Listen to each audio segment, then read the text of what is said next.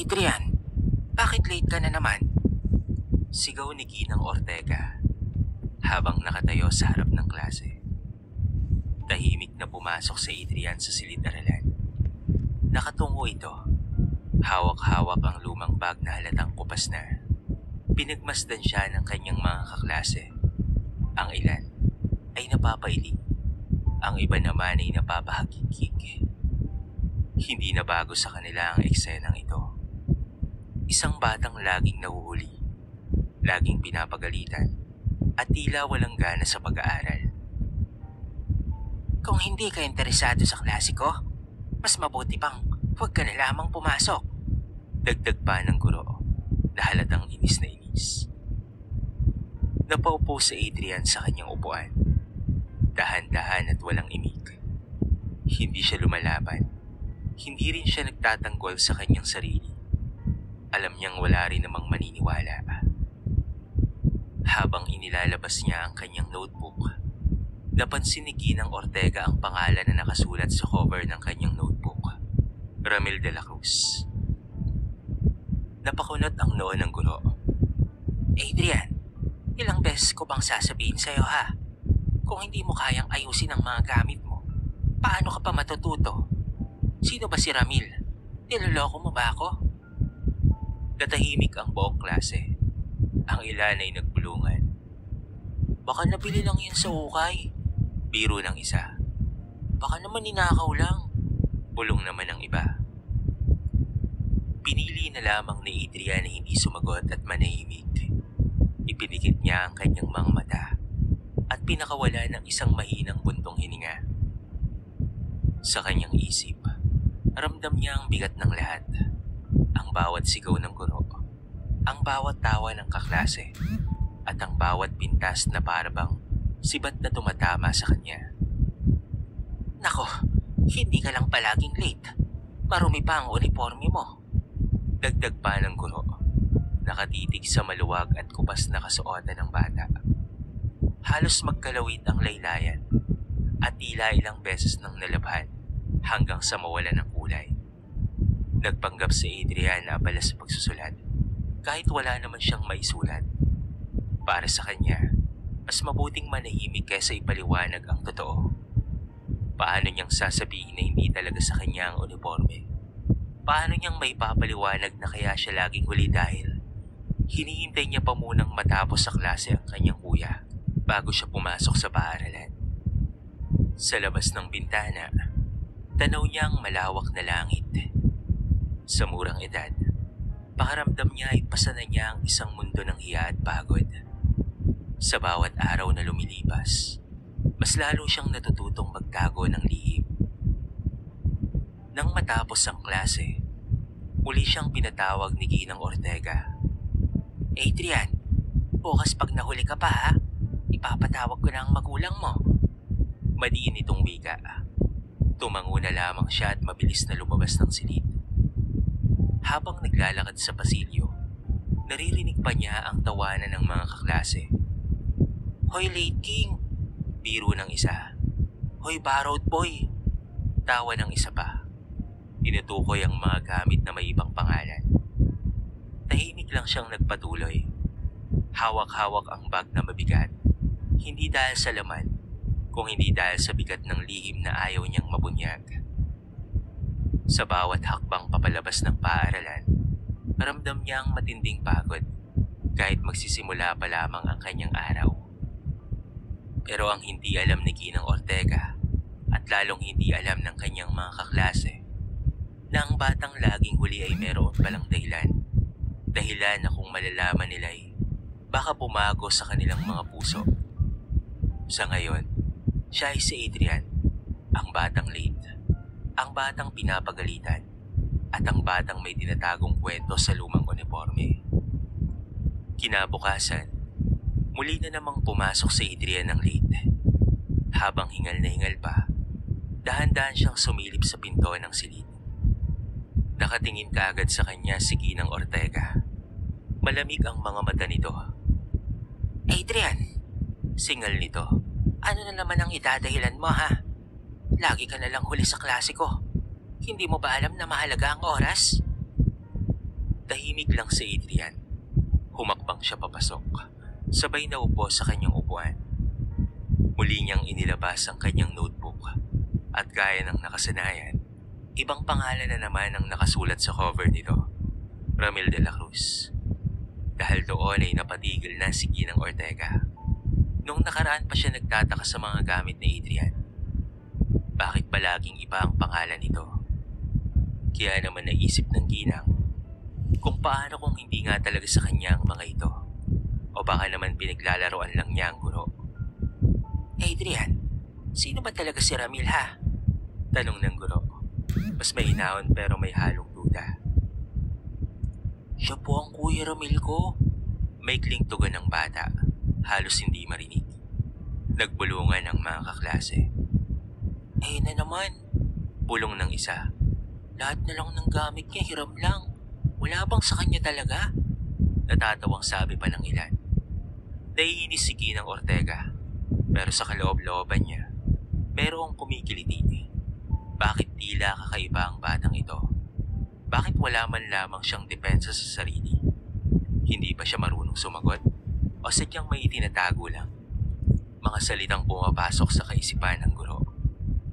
Kinabukasan, habang si Ginang Ortega ay bumabiyahe papunta sa eskwelahan, meron siyang nakitang bata at ito ay kanyang hinintuan. Nakasuot ito ng pambahay pero nakasapatos na pamasok sa eskwela. Naghihintay sa waiting area malapit sa eskwelahan. Hanggang sa maya-maya ay dumating ang isa pang bata na mukhang mas matanda rito. Pawis na pawis ang mas nakakatandang bata. Mukhang nagmamadali at papauwi mula sa paaralan. Ngunit bago ito umuwi, ay hinubad nito ang kanyang uniforme at ipinasuot sa mas nakakabata. Ang batang ito ay si Adrian, na estudyante ni Ginang Ortega. Kaya naman pumukaw ito ng kanyang atensyon. Ang isa pang ikinagulat niya, pati ang bag na dala ng bata ay binigay kay Adrian. Halos nagpalit na sila ng suot sa gilid ng kalsada. Dahil doon ay nagulat si Ginang Ortega. Hindi siya makapaniwala sa kanyang nakita. Kaya pala laging late si Adrian dahil hinihintay muna nito ang kanyang kuya na walang iba kung hindi si Ramil bago siya makapasok. Iisa lang pala ang uniforme nila. Habang nagmamadali silang magpalit, doon naintindihan ni Ginang Ortega ang lahat. Naintindihan niya kung bakit ibang pangalan ang nasa notebook nito. At naintindihan rin niya kung bakit lagi itong late sa klase. Sa kanyang harapan ay nakita niya ang dalawang batang nagngingitian kahit pagod na pagod. Wala silang reklamo. Sa halip, tinutulungan pa ni Ramil na ayusin ang bag ni Adrian bago siya umuwi. Dahil doon ay napalunok na lamang si Ginang Ortega. Ang batang akala niya tamad at walang respeto sa oras ay isa palang batang nagsasakripisyo para lamang makapag-aral sa kabila ng kahirapan. Sa unang pagkakataon, nakaramdam siya ng bigat sa kanyang dibdib. Nakita niya ang sarili sa posisyon ni Adrian. Isang batang pinapagalitan niya araw-araw. Ngunit may lihim palang hindi niya naiintindihan. Habang nasa klase si Adrian, ay nakatitig lamang sa kanya si Ginang Ortega. Unti-unti ay nag-iiba ang tingin niya rito. Hindi na ito basta estudyanteng pasaway para sa kanya. Isa na itong batang may kwento at masaya siyang natuklasan niya iyon. Muli kinabukasan, hindi na kaagad pinarusahan ni Ginang Ortega si Adrian nang pumasok muli itong late. Tahimik lang niya itong pinagmasdan. Napansin niya ang pawis na dumadaloy sa noo ng bata, ang hingal na hingal nitong pag-upo, at ang mabilis nitong paglabas ng notebook na gaya ng inaasahan ay may pangalan na namang Ramil. Imbes na pagalitan, nagpa siya ang guro na manahimik muna. Alam niyang may mas malalim na dahilan. Kaya't matapos ang klase, sinadya niyang lumapit kay Adrian. Adrian? Mahinaong wika niya. Pwede bang sumama ako sa iyo pa uwi? Nagulat ang bata, agad na namutla. Ma'am, May gagawin pa po kasi ako mamaya. Ngumiti si Ginang Ortega. Saglit lang naman, iho. Gusto ko lang makilala ang pamilya mo. Walang nagawa ang batang si Adrian kung hindi ang tumango. Tahimik silang naglakad papalabas ng paaralan. Sa bawat hakbang, ramdam ng guro ang kaba ng bata. Parang may tinatagong lihim na ayaw nitong mabunyag. Pagdating nila sa parehong lugar, sa tapat ng eskwelahan ni Ramil, nakita niyang nag-aabang ang kapatid nito. Hindi para pumasok sa eskwelahan, kung hindi para siya ay sunduin. Dito kasi madalas ang kanilang tagpuan, hindi sa mismong paaralan na Adrian, para kahit papaano ay walang makakita sa kanila kung papaano silang magpalit ng uniforme. Nagulat si Ramil sapagkat kasama ni Adrian ang kanyang guro. Dahil doon ay pareho silang natikilang magkapatid. May tanong lang ako sa inyo, mga bata. Bakit kayo nagpapalitan ng uniforme? Nagpatuloy ang katahimikan hanggang sa maya-maya ay nagsalita na si Ramil. Mahina at may halong hiya. Isa lang po kasi ang uniforme namin, ma'am. Ako po ang gumagamit nito tuwing umaga. Tapos sa hapon naman po si Adrian. Napatulala na lamang si Ginang Ortega. Ramdam niya ang pamimigat sa kanyang dibdib. Ibig sabihin, ilang buwan na niyang pinapagalitan ng bata nang hindi man lamang niya nalalaman ang katotohanan sa likod nito. Pero bakit? Bakit hindi ka nalang bumili ng sarili mong uniforme, Adrian? Halos pabulong na tanong ng guro. Napayuko ang bata. Wala po kasing pera si mama saka si papa po. Wala po kasing pera si mama. Saka si papa po ay may sakit. Hindi na po siya makapagtrabaho. Ayoko pong huminto sa pag-aaral. Kaya kahit po ganito, pinipilit ko na lang po. Napaluha si Ginang Ortega. Sa unang pagkakataon, naiintindihan na niya ang lahat kung bakit lagi itong late. Kung bakit laging pangalan ni Ramil ang nasa gamit. At kung bakit tila laging marumi o maluwag ang uniforme ni Adrian. Hindi ito katamaran. Hindi rin ito kapabayaan. Isa itong sakripisyo ng batang gustong mag-aral sa kabila ng kahirapan. Habang naglalakad sila papauwi, ipinakita ni Adrian ang kanilang maliit na barong-barong sa gilid ng eskinita. Doon niya nakilala si Aling Mirna, ang ina na abala sa paglalaban ng mga damit ng mga kapitbahay. Samantala, nakahiga naman si Mang Toto, paputla, inuubo, halatang matagal nang may sakit. Ito ang ama ni Adrian at Ramil. Pasensya na po kayo, ma'am. Mahinang sabi ni Aling Mirna. Ito lang po talaga ang kaya namin. Pero pinipilit naming mapag-aral ang mga bata. Doon tuluyang nabasag ang puso ni Ginang Ortega. Ang batang matagal na niyang iniisip na tamad at walang disiplina ay isa palang huwara ng sakripisyo at determinasyon. Habang papalis, isang bagay ang malinaw sa kanya. Mali ang lahat ng naging pag-uusga niya kay Adrian. At mula sa araw na yon, hindi na siya magiging bulag sa mga kwento ng kanyang mga estudyante. Mula nang personal na makita ni Ginang Ortega ang tahanan ng pamilya ni Adrian, hindi na siya mapalagay. Habang nakaupo sa kanyang mesa, kinabukasan, nakatitig siya sa talaan ng kanyang klase. Nakasulat roon ang pangalan ni Adrian, na dati simbolo ng sakit ng ulo niya. Ngayon ay nagdudulot ng awa at lungkot sa kanya. Samantala, sa maliit na barong-barong sa gilid ng eskinita, maaga pa lamang ay gising na si Adrian. Tahimik niyang isinusuot ang lumang tsinelas habang pinagmamasdan ng kanyang ina na nakayuko sa badya ng labada. Namumutla ang mga kamay ni Aling Mirna sa pagbabanlaw, ngunit hindi siya tumitigil. Ma, aalis na po ako. Hihintayin ko na lang po si kuya sa tapat ng eskwela niya. Sabi ni Adrian, may lambing ang boses. Ngunit ang ina, kahit halata ang pagod, ito ay sumagot sa kanya. Sige anak, mag-ingat ka ha. Pasensya ka na anak ha, pero wala na naman baon. Umiling si Adrian. Okay lang po ma, sanay na po ako. At saka, saglit lang naman po ang klase. Habang naglalakad siya, iniisip niya ang kanyang ama, si Mang Toto. Ito ay nakahiga pa rin. Inuubo at hindi bumabangon. Dati isa itong construction worker na masipag at malakas.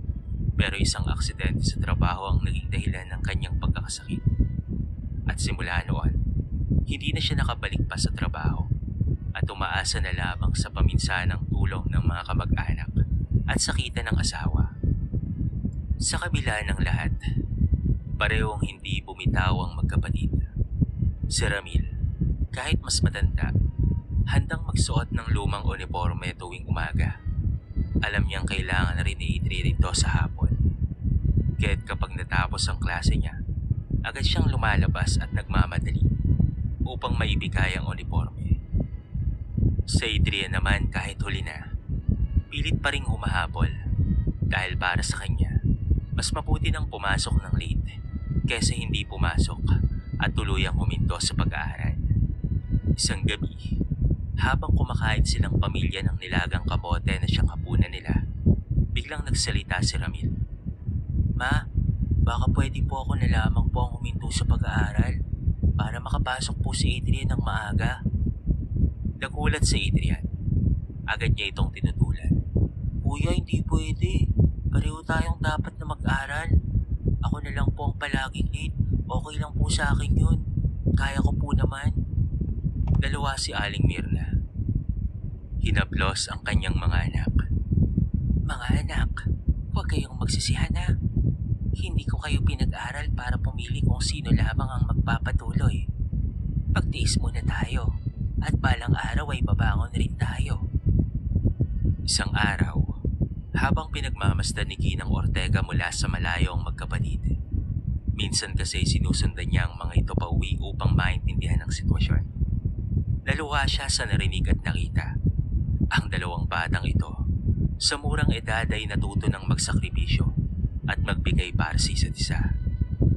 Hindi niya mapigilang isipin.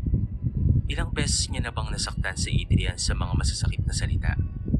Ilang beses na ba niyang napahiya ito sa harapan ng klase? At sa bawat pangungutya ng mga kaklase nito, ilang beses na ba siyang nanahimik? Hindi alam ang tunay na kwento. Sa mga oras na yon, malinaw na kay Ginang Ortega, hindi niya nahahayaang manatiling ganito ang buhay ng batang iyon. Sa paglipas ng mga araw, naging iba na ang aura ni Ginang Ortega tuwing pumapasok sa silid. Hindi na siya palaging nakakunot ang noo. Hindi na rin siya kaagad nagsasalita ng masakit kay Adrian. Nang muli nga itong dumating ng hiningal at huli, imbes na pagalitan, tumingin siya rito ng may pag-aalala. Adrian, halika nga rito sandali. Tawag niya matapos ang klase. Kinabahan naman ng bata. Sanay na siyang mapagalitan, kaya't mabigat ang bawat hakbang patungo sa mesa ng guro. Iniwasan niya ang tingin nito. Hawak-hawak ang lumang bag na laging tinutokso ng mga kaklase. Adrian, mahinaw na wika ni Ginang Ortega. Huwag kang matatakot ha. Gusto ko lang makausap ka ng maayos. Sabihin mo nga sa akin, bakit pinipilit mo pa rin pumasok kahit alam mong late ka na? Napayuko si Adrian. Sa unay ayaw niyang magsalita. Ngunit sa uli, naglakas loob siya. Ma'am, kasi po, ayaw ko pong huminto sa pag-aaral kahit nalilate po ako. Mas mabuti na pong malate kaysa hindi po ako pumasok. Gusto ko po kasing matuto. Pangarap ko po kasing maging guro balang araw katulad nyo. Natigilan ng guro. Hindi niya inaasahan ang maririnig na iyon. Ang batang halos araw-araw niyang pinapagalitan ay nangangarap palang maging katulad niya. Nagpatuloy si Adrian. Nanginginig ang boses. Pasensya na po kung marumi ang uniforme ko. O kung minsan po ay hindi ko po kaagad nilalabas ang notebook ko. Galing po kasi yun kay kuya.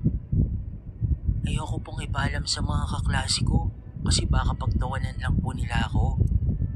Unti-unting napuno muli ng luha ang mga mata ni Ginang Ortega. Ramdam niya ang bigat na tinatahak ng bata. Isang pasaning hindi dapat nararanasan sa murang edad.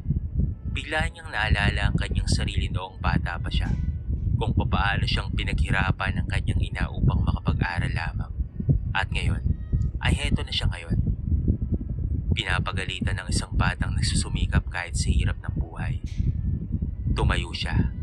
Marahang hinaplos ang balikat ni Adrian. Pasensya ka na anak ha. Mali ako sa mga nagawa ko noon. Hindi ko alam ang pinagdaraanan mo. Ngayon ay naiintindihan ko na. Nagulat si Adrian. Sanay siya na puro galit at sigaw ang natatanggap mula sa kanyang guro. Pero ngayon niya lang narinig ang galoan. May lambing at pag-unawa. Simula ngayon, Dagdag ni Ginang Ortega. hindi ka na nag-iisa. Tutulungan kitang makahanap ng paraan para hindi ka na laging late ha. Hindi mo kailangang magdusang mag-isa. Hindi na napigilan ni Adrian ang luhang pumapatak mula sa kanyang mga mata. Ngumiti siya ng bahagya. Sabay tango. Para sa kanya, parang nabunutan siya ng tinig. Sa unang pagkakataon, ay merong naniwala sa kanya at merong nakaunawa. Mula nga noon ay nag-iba na ang trato ni Ginang Ortega kay Adrian. Mas maingat siya sa kanyang mga salita at mas pinapahalagaan na niya ang bawat estudyanteng kanyang hinahawakan. Ngunit alam niyang hindi sapat ang kaunting malasakit. May mas malaki pa siyang dapat na gawin. Habang pinagmamasdan niya si Adrian na mas masiglang nagsusulat sa klase, isang pangako ang nabuo sa kanyang puso. Hindi niya hahayaan na tuluyang madapa ang batang ito. Mabilis na kumalat sa klase ang chismis patungkol kay Adrian. Nagsimula ito nang may isa sa mga kaklase niyang babae ang aksidenteng nakakita sa palitan nila ng uniforme ng kanyang kuya. Mabilis na nagpulungan ang ilan at gaya ng inaasahan, ang lihim na matagal nang itinatago ni Adrian ay tuluyan na ngang nabunyag. Uy, kaya pala lagi siyang late. Sigaw ng isa habang nagtatawanan ng iba. Nakikihiram lang pala ng uniforme sa kuya niya. Anong uniforme? Hindi lang uniforme no. Pati notebook at bag. Lahat ay hirap lang. Kawawang bata. Dagdag pa ng iba, sabay tawa ng malakas. Namula ang mukha ni Adrian. Pakiramdam niya ay gusto niya ng lamunin ng lupa dahil sa sobrang hiya. Hinila niya pababa ang maluwag na manggas ng kanyang uniforme. Pero lalo lamang siyang naging tampulan ng kantsawan. Wala kang sariling gamit? Pang-asar ng isa pa. Baka naman wala kang sariling pagkatao. Kaya pati pangalan ng kuya mo ang dala-dala mo na. Natahimik ang silid nang bumukas ang pinto at pumasok si Ginang Ortega. Agad niyang napansin ang tensyon. Nakita niya si Adrian, nakayuko, luhaan, habang ang iba ay humahagikik. Teka, anong nangyayari dito? Malamig na tanong ng guro. Nag-uunahan ang mga estudyante sa pagsasalita. Ma'am, kasi po si Adrian, nakikihiram lang po pala ng gamit, pati uniforme, doon po sa kuya niya. Kaya pala laging late yan. Nanlamig si Adrian. Ito na ang kinakatakutan niya. Ang lahat ng kanyang pinaghihirapang may tago, nasa harap na ng kanilang klase. Ngunit bago pa siya muling pagtawanan, biglang tumayo si Ginang Ortega. Tama na, magsitigil kayo. Sigaw nito.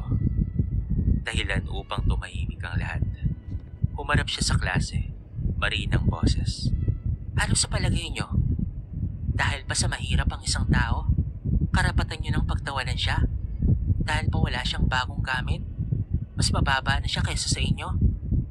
Walang makasagot. Tahimik ang buong silid. Lumapit siya kay Adrian. Marahang ipinatong ang kamay sa balikat nito. Oo, totoo. Isa lang ang uniforme nila ng kuya niya. Isa lang ang bag nila. At isa lang ang kanilang notebook. Pero kahit ganoon, mas pinipili niya pa rin pumasok kaysa huminto sa pag-aaral. Sino sa inyo ang kayang gawin yun, ha? Namilog ang mga mata ng mga estudyante. Unti-unting nagbago ang kanilang ekspresyon. Mula sa pangungutya, patungo sa pagkahiya. Ang ilan ay napayuko na lamang. Ang iba naman, tila nagising sa katotohanan. Maswerte kayo dahil may bago kayong gamit taon-taon. May bawon araw-araw. Pero itong sa Adrian, sa kabila ng lahat ng kahirapan, ay narito pa rin siya. Hindi siya sumusuko sa buhay. Yan ang tunay na tapang at yan ang tunay na sipag. Napahigpi si Adrian habang nakayuko at patuloy na umiiyak. Hindi niya akalain na ipagtatanggol siya ng kanyang guro sa harapan ng lahat. Para sa kanya, isa itong napakalaking ginhawa matapos ang araw ng pangungutya. Simula ngayon, dagdag ni Ginang Ortega, gusto kong tandaan nyo na ang halaga ng tao ay hindi nasusukat sa kanyang uniforme, sa kanyang gamit, o kahit pa sa kanyang pera. Nasusukat ito sa kanyang puso, sa kanyang pagsisikap sa buhay, at sa kanyang mga pangarap. Tahimik na bumalik sa kanilang upuan ang mga kaklase ni Adrian. Ang ilan ay lumapit at mahinang humingi ng tawad sa kanya. Pero alam ni Adrian na hindi ganoon kabilis mawawala ang sakit. Ganun pa man, sa unang pagkakataon, hindi na siya nag-iisa. May isang guro na handang lumaban para sa kanya. Ilang linggo matapos makita ni Ginang Ortega ang tunay na sitwasyon ni Adrian sa bahay man o sa paaralan, ay hindi na siya mapalagay. Sa kanyang isip, paulit-ulit na bumabalik ang eksena ng batang nagsusumikap sa gitna ng hirap ng buhay. Napagtanto niya na mali ang mga hinala niya noon.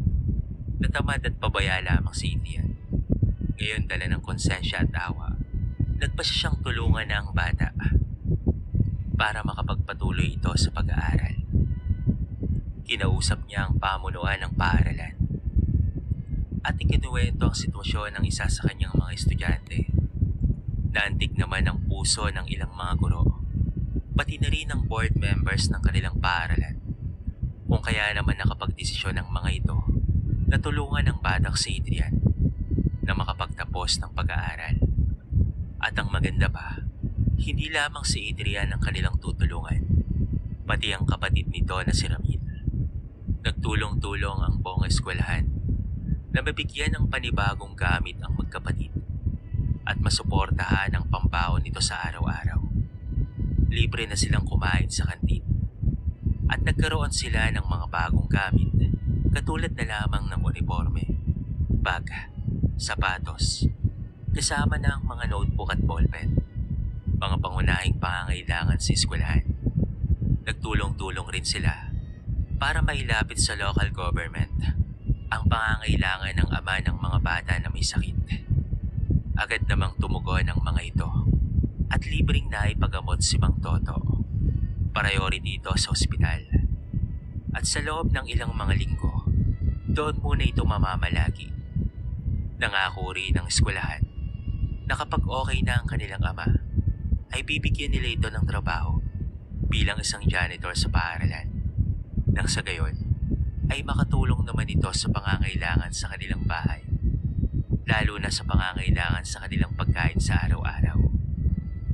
Malaki raw ang tsansa na magamot pa ang kanilang ama at bumalik ito sa dating lakas. Si Aling Mirna naman ay binigyan ng trabaho ng munisipyo. MWF ang pagwawalis niya sa kalsada, pero sasahuran siya buwan-buwan. Bagay na malaking tulong sa kanilang pamilya. Sapagkat bukod sa makapaglalabada pa siya, ay meron na siyang isa pang pagkakakitaan. Ito ay ang pagiging isang street sweeper. Samantala, tuwang-tuwa naman ang magkapatid sapagkat mula ngayon ay hindi na sila maghihiraman pa ng uniforme sapagkat sagot na ng paaralan ang kanilang mga gamit at pangangailangan. Meron na sila ngayong bagong notebook, bagong bag, bagong mga uniforme at 3 bagong mga sapatos. Masayang-masaya ang magkapatid at ipinangako nila sa kanilang mga sarili na mas pagpuputihin pa nila ang kanilang pag-aaral.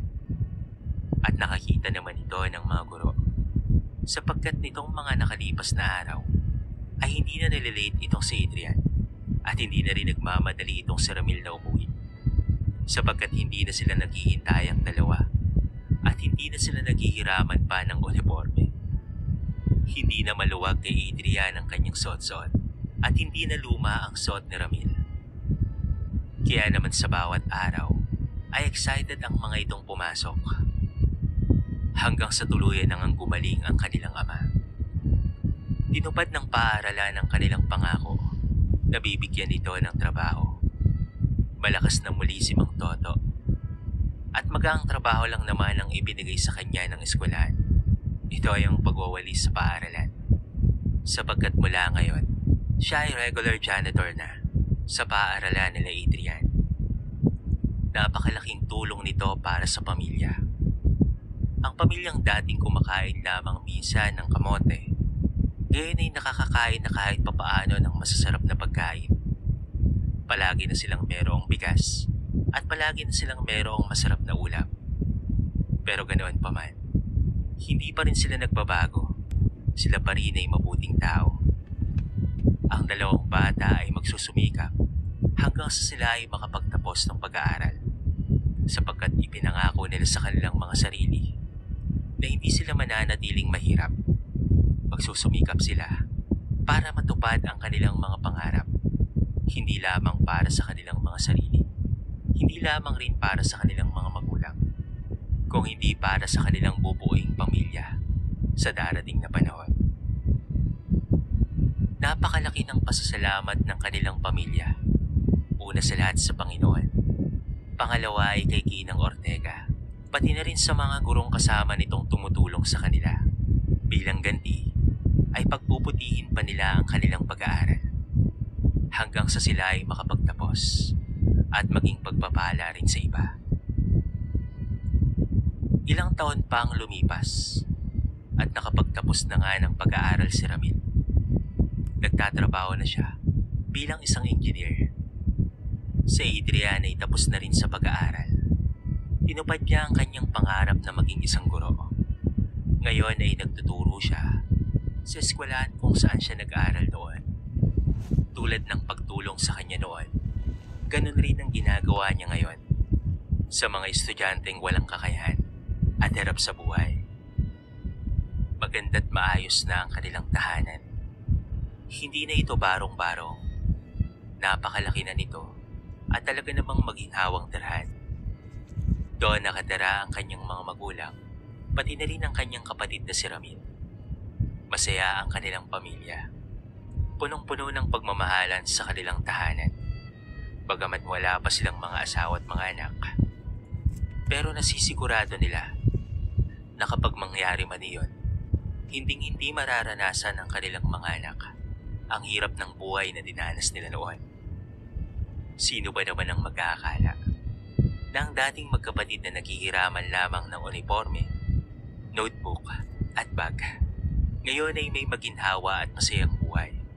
Tunay nga na kapag ikaw ay nagsumikap para abutin ang iyong mga pangarap, hindi malabong mangyaring matupad ang mga ito. Salamat sa mga taong ginamit para sila'y tulungan. At katulad ng kanilang kwento, marahil maraming tao ang nakakaranas at nakaranas na ng ganito.